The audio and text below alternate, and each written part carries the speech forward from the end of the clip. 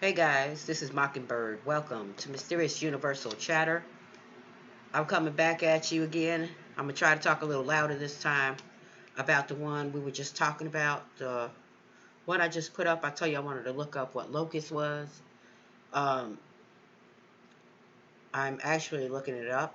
And in Hinduism, locust refers to worlds, spheres, or localities roughly corresponding to the planes of nature in theosophy, but with significant differences. Um, it also means like planes or worlds of beings, each of which is bipolarized into loka. Let me pull that up real quick, guys. Whoa. Okay, this is what I found. The ancient wisdom teachings divide the universe into 7 great planes of worlds of beings, each of which is bipolarized into loka and tala. That's what I wanted to look up, just to understand it for my own self. So if you wanted to understand it, here it goes. These pairs of locus and talus are as inseparable as the two sides of a coin. They represent those two universalities, contrasting forces of nature which are expressed by good and evil, high and low, spirit and matter, etc. The word loka means a vast space, a world, and is implied to a spiritual sphere. The 7 lokas are called in Hindu writing the 7 regions of the blessed, or the 7 heavens. The word tala means lower part base, and is applied to a material plane or region. The 7 talas have been called the 7 hells, or the 7 inferior places.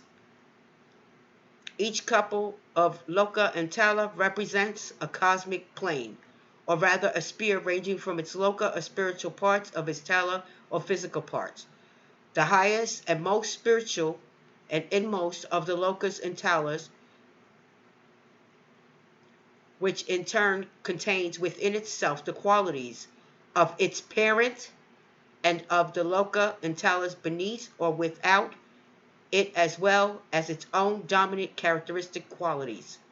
So, on down to the lowest or outermost loka and tala. Therefore, we see that each loka and tala is sevenfold and contains aspects of all the other lokas and talas within it or without it. It These loka and talas represent different stages in evolutionary unfoldment. All evolution may be described as a series of spirit spirals. Beings, in order to evolve, come forth from the great all, the divine source, and then descend along a series of spheres, each more material than the preceding. And on each of these, they build for themselves bodies in which to live. When they reach the lowest point of the descendant, the most material sphere, they then proceed upward to unfold consciously the spiritual and inner beauty latent and wrapped within their bodies of different degrees of physical texture. Whew. KKK. So basically,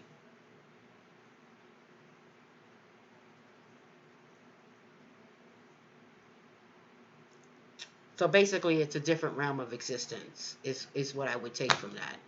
Okay, so I brought that to you because I didn't want to tell you something and then not explain what it meant.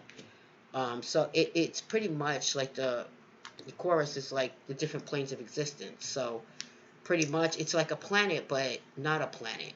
Do you know what I mean? I know that sounds cray cray. Okay. But that's the best way I could explain it. And I mean, you could look it up too. I went through Reddit a little bit to see what they were saying about it because, I don't know either if these were declassified documents. It shows up on it, but I mean, some people say no, some people say yes. So I don't know either way. I'm not making an assumption on anything. All I'm saying is the story that I read. You could also read it on Reddit. There is a story about it.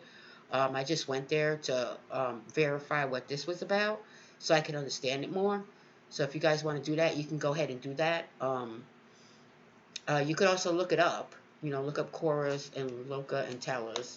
Um, It should be very easy to do. I just did it. So I wanted to come back on here so I could give you a little bit of information about it, and I'll tell you something that I couldn't explain, um, because obviously I didn't even understand. So in hindsight, let me just break it down for you. Loka, aspect, spiritual world, light side, high positive, luminous arc, zenith. Okay? It's like an esoteric philosophy. Okay?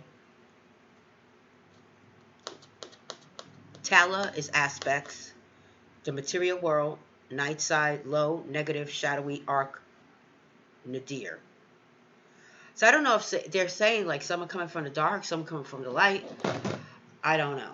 But this is what I'm reading. So I'm just giving you whatever I'm finding.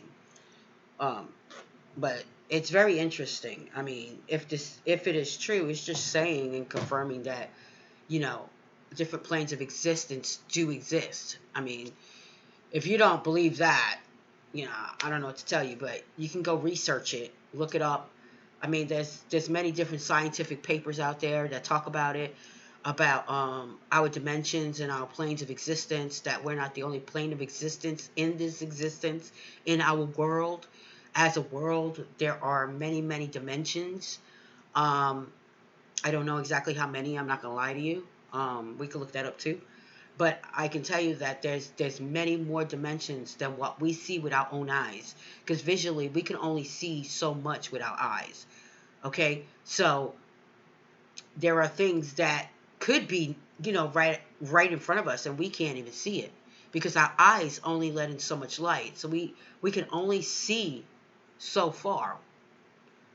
Okay, so there could be things that are there that we don't even know are there. So, I mean, realistically, I understand it, and I do believe, as far as planes of existence go, that there are different planes of existence. Um, Now, are these beings coming from these different planes of existence? I mean, as quick as people are saying that they appear and disappear, I mean, I could honestly say that probably, maybe it's almost like a wormhole, like where they're, one space and time in 1 minute and then, another space and time in the next minute. And if they have that capability to do that, then obviously they are way more advanced than we are, and that's something that, I mean, it's not to scare, because there's no need to be scared. It's just find some understanding about it, so you don't panic and freak out over it. Just find something that you can understand, because some people have had bad experiences, some people have had good experiences. So it depends on your interpretation of the experience, and it really depends on how you react to them, I guess, is how they're going to react to you. It's like here with anybody, right? It's how you react to somebody that it then. Okay, let me just blah blah blah. Let me go back. Okay, so if I'm rude to you, it's going to make you want to be rude to me, right? Because I've acted in a way that you couldn't comprehend or understand. Am I right? So you're going to come back at me rude because you found me to be rude, because that was your perception of me. Well, that is the same thing with these beings. These beings, if we're coming at them like animals, guns ablazing and stuff like that, I mean, then obviously they're going to look at us like we're animals. You know what I mean? But if you come at them with an open mind and, try to understand who are they, what are they about, what do they want from us, and, if they come in peace, then, who are we to make that judgment, especially if they're coming from a higher plane of existence? I mean, I don't know, guys, but it's a touchy subject. So some people could get hostile about it when you're talking about it, but I don't think that there's really, you know, something to be afraid of. Um, but then again, I've heard of stuff that I don't even want to talk about, like cattle mutilation, stuff like that. And I mean, I've been, researching all of that and stuff. So there's a different, I don't know. There's so many different angles to this that you can't really grasp it all, because some people have bad experiences when they experience it. Some people have good experiences. Some people have enlightening experiences that they become enlightened and they feel that something has opened or awakened them.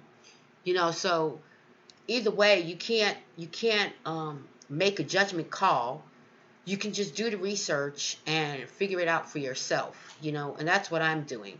So I'm just including you guys on my journey to research this and to find out as much information as I can, about it.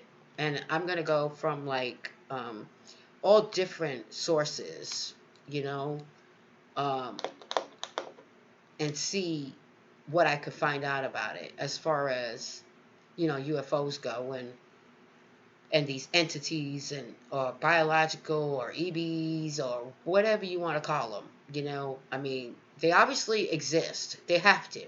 There's no way with all the stuff that I have looked at that these things don't exist. I mean, you can't say that millions of people are freaking crazy. I mean, I don't know. But, like I said, it's it is your perception of what you're hearing and how you react to it.